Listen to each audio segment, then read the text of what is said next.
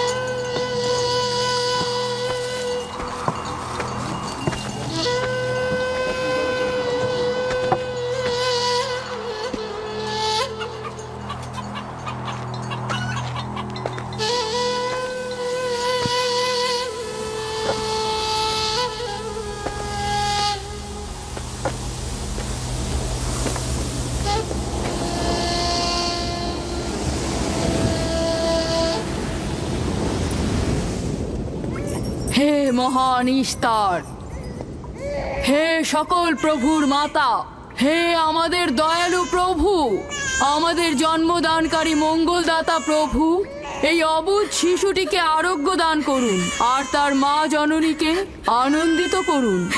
এই অবুঝ শিশুর মাতা প্রতিজ্ঞা করেছে প্রভু, তোমার দরবারে সে মূল্যবান হাদিয়া প্রদান করবে।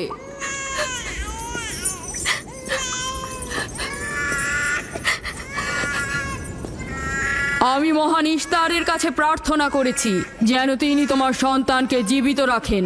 তুমি এখন তোমার সন্তানকে নিয়ে যেতে পারো। তুমি তোমার সন্তানকে ঠিক সেভাবে মানুষ করবে যেন সে বড় হয়ে নিজেকে ইস্তারের সেবায় বিলিয়ে দিতে পারে। আপনিও মহান ইস্তারের কাছে আমি অনেক কৃতজ্ঞ। মহান ইস্তারের ওপর রহমত বর্ষিত হোক। আপনার ওই ইস্তারের মেহেরবানিতে আমার মৃত সন্তান জীবিত অবস্থায় ফিরে এসেছে। ইস্তার মহান, তার ওপর রহমত বর্ষিত হোক।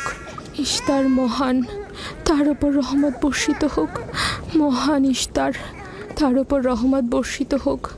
ইস্তার মহান, ইস্তার মহান, তার ওপর রহমত বর্ষিত হোক। এই বাচ্চাটির মতো আমাদের সন্তানও নিশ্চয়ই সেরে উঠবে, তাই না? ইস্তার খোদা দয়ালু ও শক্তিশালী, তিনি নিশ্চয়ই আমাদের বাচ্চাকে সাফা দেবেন। হ্যাঁ, আমারও তাই মনে হয়। চলো যাই। তোমাদের এ কি হলো? তোমরা তো নিজেরাই ফেরেশতার সেজদা পেয়েছো, আর এখন কিনা নিজেরাই নিজেদের সেজদা করছো। এই পৃথিবীর সৃষ্টির সকল কিছুই ইনসানকে তাসলিম করে, আর তোমরা কিনা প্রাণহীন নির্জীব পাথরকে তাসলিম করছো। এই শোনো, খবরদার বলছি, তুমি এসব বেহুদা কথাবার্তা বলে আমাদের খোদাকে অপমানিত করবে না। আমি এই কথাগুলো নিজে থেকে বলছি না, আমি খোদা কর্তৃক প্রেরিত কথাগুলো এই কিতাব থেকে বলছি। এটি হচ্ছে আসমানি সহি কিতাব, যা আমার দাদা ইব্রাহিম নবীর উপর নাজিল হয়েছিল। আমি তার দিনের অনুসারী এবং এই কিতাবের প্রচলন ও দাওয়াত প্রদানকারী। নিজে থেকে কিছু বলছি না। ওই আসমানি কিতাবে কি লেখা আছে আমাদের খোদাদেরকে অপমানিত করতে হবে? আমি অপমান করছি না, শুধু প্রশ্ন করছি। যদি জেনে থাকো তাহলে উত্তর দাও, আর যদি না জেনে থাকো তাহলে স্বীকার করো। তোমাদের জিজ্ঞাসা করছি, ওই মন্দিরে রাখা ইস্তারের মূর্তিগুলো কি তোমাদের প্রভু, নাকি তোমাদের তৈরি বস্তু? ইস্তার তোমাদের উপর প্রভাব বিস্তার করে নাকি তোমরা ইস্তারের উপর? ইস্তার তোমাদেরকে শাসন করে নাকি তোমরা ইস্তারকে? পাথরের তৈরি ইস্তার যদি দুর্বল ও অক্ষম হয়ে থাকে, তবে কি করে আমাদের বাচ্চাদেরকে সাফা দেয়? সত্যি কথা, আমরাও দেখেছি। হ্যাঁ, তার হাকিকাত আছে। ইস্তার তার সন্তানকে সাফা দিয়েছে, আমি দেখেছি। ওই প্রজ্ঞাবান যিনি তোমাদের আহাজারি শুনেছেন, তিনি তোমাদেরকে সাফা প্রদান করেছেন, না ইস্তার। যদিও তোমরা খোদা ছাড়া প্রার্থনা করেছো আর তিনি ছাড়া তোমরা সাহায্য চেয়েছো, কিন্তু তিনি সকল কিছু সম্বন্ধে অবগত আছেন, তাই তোমাদের আহাজারিতে তার রহমত বর্ষিত হয়েছে, তোমাদেরকে সে সাহায্য করেছেন। সাধারণ দৃষ্টিতে তোমরা ইস্তারকে দেখেছো, অন্তর্দৃষ্টিতে দেখোনি, তাই মূল সাফা প্রদানকারীকে চিনতে পারোনি। ইয়াকুবের কথার মূল অর্থটা আমি এখন বুঝতে পারছি। সে চাইছে যে আমরা আমাদের খোদাদেরকে বাদ দিয়ে তার খোদার ইবাদত করি। আমরা আমাদের খোদার অনেক কল্যাণকর কাজ দেখেছি, তোমার খোদার কি দেখছি? আমি তোমাদেরকে সকলের চাইতে ঊর্ধ্বে অবস্থিত খোদার দিকে আহ্বান করছি। তিনি সৃষ্টি সকল কিছুর চাইতে ঊর্ধ্বে। তাই নাকি? কি করে বুঝবো তোমার খোদা অন্যান্য সকল খোদার চাইতে ঊর্ধ্বে? তুমি আর তোমার খোদা ও ইস্তারের মন্দিরের ধর্মযাজকের মতো স্বর্ণরৌপ্য লুটে নিতে চাইছো না, তা কি করে বিশ্বাস করব? আমার বাস্তব অবস্থা হচ্ছে আমি গভর্নর লাবানের নিয়োজিত রাখাল। আমার কোনো কিছুই নেই, আর কোনো কিছুর জন্য আমি কারো কাছে প্রতিদানও চাইনি। তোমরা কি আমাকে আমার কাজ অন্বেষণ না রাখালি করা ছাড়া আর কিছু করতে দেখেছো? দেখেনি জন্য কি এখন আমাদের দেখতে হবে? তুমি হয়তো সুযোগের অভাবে ভালো আছো, নয়তো তুমিও কোনো অংশে কম যেতে না। তোমরা সবাই একই রকম। ধর্মকে তোমরা মুখোশ বানিয়ে নিজেদের আখের গুছিয়ে নাও, সহজ সরল মানুষদের ঠকিয়ে তাদের সম্পদের রাজা হও। তোমার কষ্ট বুঝতে পারছি। তোমার সন্তান মৃত্যুর কোলে ঢলে পড়েছে, অথচ কেউ তাকে সাহায্য করতে এগিয়ে আসেনি। না ইস্তার জাদুকর, না ওই মন্দিরের খোদা ইস্তার। তাই সকল খোদাকে দোষারোপ করার অধিকার হয়তো তোমার আছে।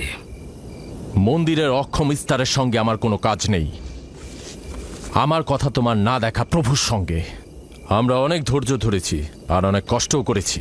এখন আর কোনো নতুন খোদাদের ধৈর্য ধরার মতো অবস্থা আমাদের নেই। আমাদের ধর্মযাজক আসছে, ফারাজ তার কথার শাস্তি পাবে। পালাও ফারিস, তুমি পালাও। ওইদিকে পালিয়েছে। ওইদিকে যাও, ওকে বন্দি করে নিয়ে এসো। দেখো যেন পালিয়ে না যায়। ওকে ছেড়ে দিন, যে ওকে করে মাফ হোক ওকে দিন, ধরে নিয়ে ফিরবে। ওকে ছেড়ে দিন, ওকে মাফ করে দিন।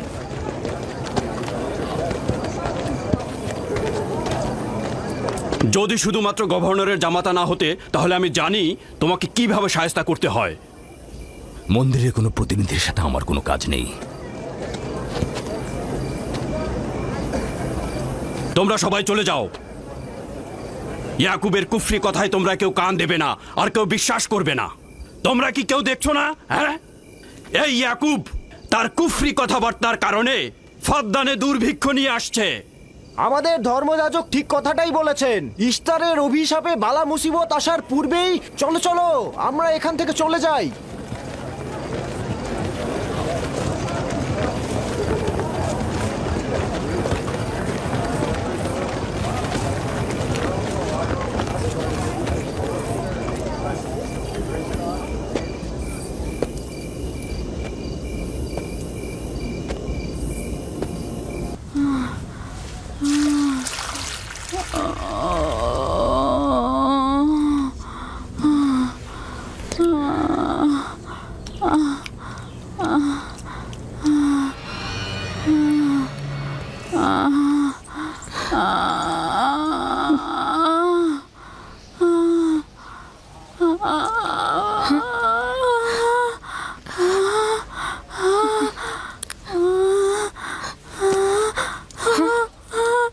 চিন্তা করো না, সব ঠিক হয়ে যাবে। খোদা মহান।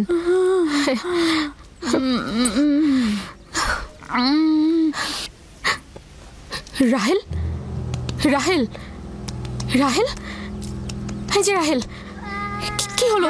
কথা বলো। রাহেল, রাহেল, রাহেল, রাহেল তো রাহেল? বেহুশ হয়ে গেছে। রাহেল, রাহেল চোখ খোলো। রাহেল কথা বলো। রাহেল, রাহেল, এই যে রাহেল। রাহেলা, হ্যাঁ এমন তো নয় তার উপর ইস্তারের খোদা রাগ পড়েছে।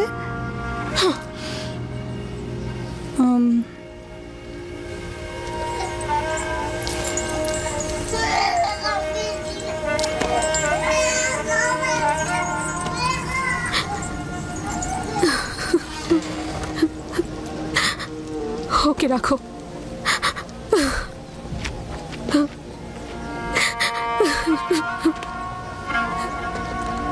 তোমরা তোমার খালার জন্য দোয়া করো, তোমাদের দোয়া খুব তাড়াতাড়ি কবুল হবে।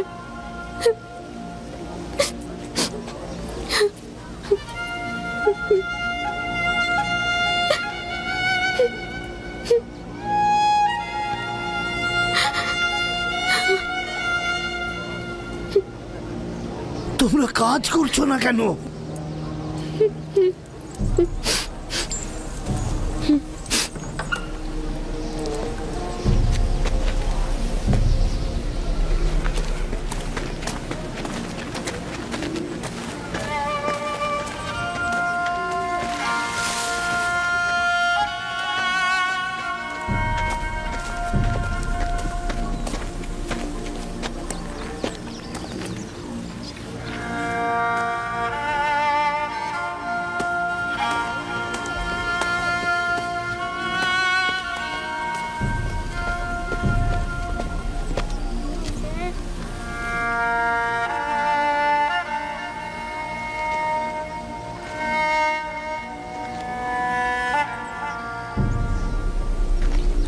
একজন ইস্তারকে রাগান্বিত করেছে। আগুন ও রক্ত দেখতে পাচ্ছি, অলক্ষণে মৃত্যুর ছায়া সর্বত্র দেখতে পাচ্ছি। আগুন প্রথমে কাফেরের পোশাকের নিম্নাংশ গ্রাস করবে। যারা ইস্তারকে অবমাননা করেছে অতি দ্রুতই তাদের ধ্বংস আসন্ন। হ্যাঁ, ইস্তার তাকে ক্ষমা করবে না, অতি দ্রুতই সে তার শাস্তি পাবে। আমার মনে হয় ওরা ইস্তারের অভিশাপের ফল ভোগ করছে। ইয়াকুব তো সবসময় ইস্তারকে অবজ্ঞা করে কথা বলে। হ্যাঁ, ইস্তার বলেছিল কুফরিকারী কাফের তার রোশানল থেকে রক্ষা পাবে না। ইয়াকুব তো ইস্তার আর তার খোদাকে নিয়ে কত বেহুদা কথা বলেছে, মনে হচ্ছে তারই ফল ভোগ করছে।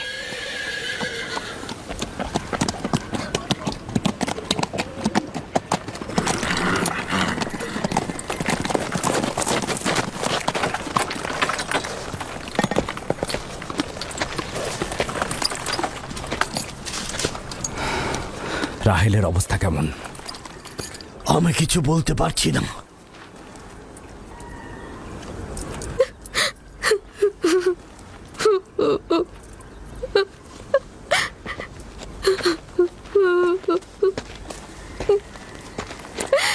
কিছু একটা করুন, রাহেলের অবস্থা খুবই খারাপ। শান্ত হও, খোদার উপর ভরসা রাখো। তিনি যেমন চাইবেন তেমনই হবে, ভরসা রাখো।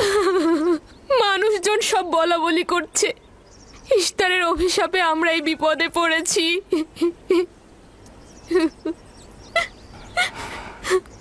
খুব ভালো, এবার দেখা যাক রাহেল ও তার সন্তানের খোদা সবচাইতে বেশি শক্তিশালী নাকি ওই ইস্তারের খোদা। খোদা রহম করো। তোমরা রাহেলের দিকে লক্ষ্য রেখো, আমি একটু আসছি। কোথায় যাচ্ছেন? আমাদের এই অবস্থায় ফেলে যাবেন না। শান্ত থাকো, আমার একাকিত্বের প্রয়োজন। তুমি খোদার সঙ্গে যা করার করো, আমি হাত পা গুটিয়ে বসে থাকতে পারবো না। আমি অবশ্যই হেকিমি চিকিৎসার ব্যবস্থা করব। আমি চিকিৎসকের নিকটে যাচ্ছি, প্রকৃত চিকিৎসক।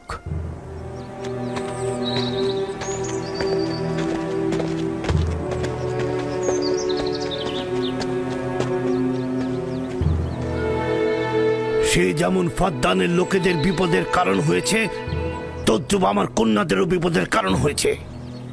জানি না ওর সঙ্গে কি করব।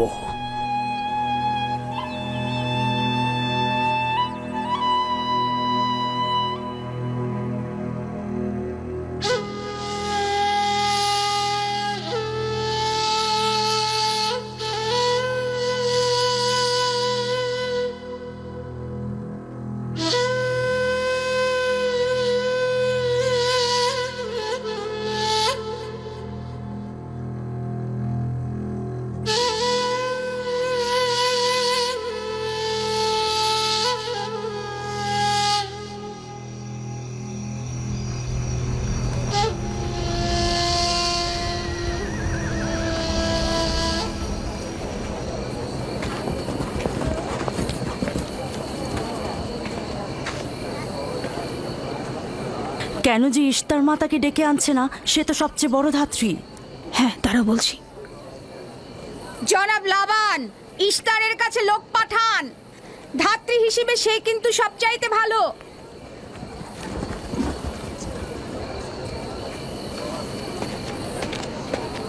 যাও গিয়ে খোঁজ নাও ইস্তার আছে কিনা।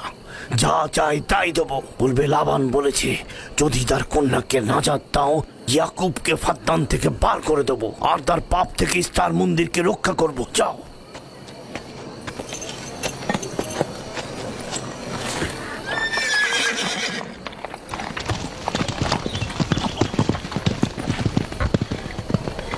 ইয়াকুব ইস্তারের খোদাকে অপমান করেছে। ইস্তারকে অবমাননা করার শাস্তি এইরকমই হয়।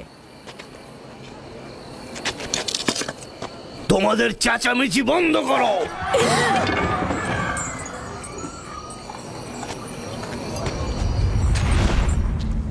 ইয়াকুবকে বলো কেন সে তার খোদার কাছে সাহায্য চাচ্ছে না। আমি যদি তার জায়গায় থাকতাম তবে অবশ্যই এ সময় আমার খোদাকে ভুলে যেতাম না। আমাকে পাঠিয়েছেন জনাব লাবান। তিনি কথা দিয়েছেন তার কন্যাকে যদি নাজাত দিতে পারেন ইয়াকুবকে ফাদ্দান থেকে বের করে দেওয়া হবে। আমার দৃষ্টিতে এটা সর্বোত্তম সময় ফাদ্দানবাসীকে মহান ইশতারের কুদরত সম্পর্কে জানিয়ে দেবার এবং তার শক্তিমত্তা সম্পর্কে বুঝিয়ে দেবার এটাই উৎকৃষ্ট সময়। যদি রাহেলাকে বাঁচাতে পারো তাহলে তোমাদের উপর ফাদ্দানবাসীর ঈমান বৃদ্ধি পাবে। এখানে স্বর্ণরৌপ্যের ভান্ডার হবে। রাহেলের মৃত্যুও একই পরিণাম নিয়ে আসবে। বাদ দাও, মরে যাক। খুব ভালো, যাও এই কথাই গিয়ে বলো রাহেলের মৃত্যু ইশতারের অভিশাপের ফল। একক খোদার ইবাদত করা এবং ইশতারকে দেখেও না দেখার ভান করার এমনটাই ফল। যদি এমনটা হতো, রাহেল ও তার সন্তানের মৃত্যুর পর আকাশ থেকে বৃষ্টি বর্ষিত হচ্ছে,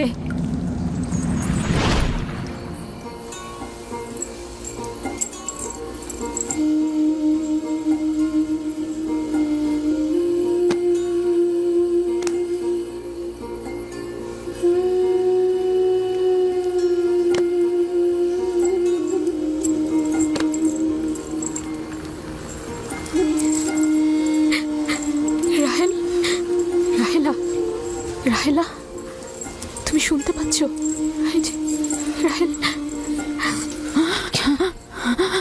কি করছো এসব? আরে ধোঁয়া দিয়ে জ্ঞান ফেরাতে হবে, তাহলে মা বাচ্চা মারা পড়বে। এই ধোঁয়া তাকে মেরে ফেলবে, সুস্থ করবে না।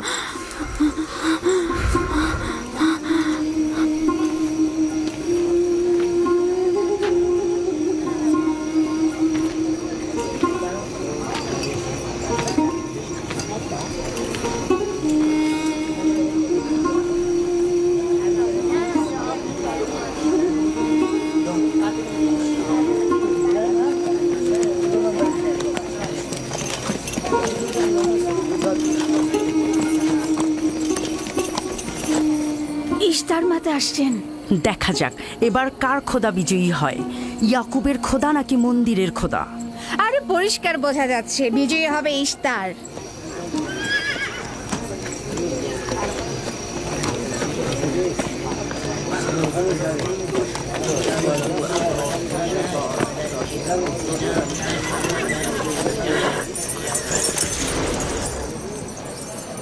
লাবান, আমার কথায় কষ্ট পেয়েছো তাই না? আর ইয়াকুব যে বলল তার খোদা সর্বশক্তিমান, অধিক দয়ালু, তবে তার খোদা কেন এসে তাকে সাহায্য করছে না? রাহেলের জীবন এখন তোমার হাতে, তুমি তাকে সাহায্য করো। আমি কখনোই ভাবিনি যে ইয়াকুব এত দ্রুতই মহান ইশতারের শরণাপন্ন হবে। কত অবাক করা বেহুদা ও কাল্পনিক মিথ্যা আর বাতিল চিন্তার মধ্যে মগ্ন আছো। এই বাতিল চিন্তার সত্যতা একটু পরেই তুমি উপলব্ধি করবে, যখন তোমার স্ত্রী সন্তান মৃত্যুর মুখে পতিত হবে। জীবন ও মৃত্যু সম্পূর্ণ খোদার হাতে, না ইশতারের পাথরের মূর্তির হাতে। আমি ইশতারকে এখানে আসতে বলেছি। রাহেলের অবস্থা খুবই খারাপ। রাহেলের নিজের খোদা ব্যতীত আর কারো খোদার প্রয়োজন নেই। তুমি বের হয়ে যাও, বের হও। ইয়াকুব, আমি এখানে দাঁড়িয়ে আছি। দাঁড়িয়ে আছো কেন? বের হয়ে যাও। তোমার স্ত্রী সন্তান ধ্বংস হবে। মহান ইশতারের ক্রোধে তোমাদের ধ্বংস অনিবার্য। আমার সহধর্মিনী তোমার দয়ায় আসেনি যে তোমার বদ দয়ায় ধ্বংস হয়ে যাবে। তুমি বের হয়ে যাও। ফাদ্দানের জনগণ, এই লোক নিজের জন্য কোনো রহম নিয়ে আসেনি এবং সে তোমাদেরও কোনো রহম দিতে পারবে না। সে তোমাদের জন্য যেমন দুর্ভিক্ষ নিয়ে আসছে, তেমনি তার স্ত্রী পুত্রের জন্য মৃত্যু ডেকে নিয়ে আসছে। অতি দ্রুতই তোমরা ইশতারের কুদরত দেখতে পাবে। তোমার কারণে আমার কন্যার জীবন যদি বিপন্ন হয়